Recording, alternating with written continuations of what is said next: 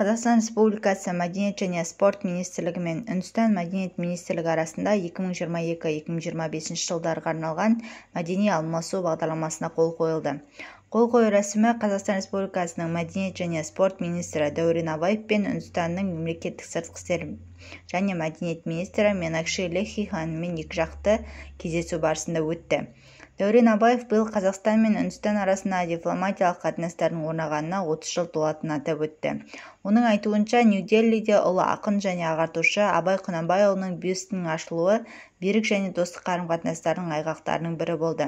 Сонымен қатар Нұр-Сұлтан қаласында Махатма Гандиге ескерткіш ашу жоспарланған. Сондай-ақ Дәурен Абаев кинематография, мұрағат ісі, туризм және спорт саласындағы ынтымақтастықты жандандыруға қызығушылық танытты.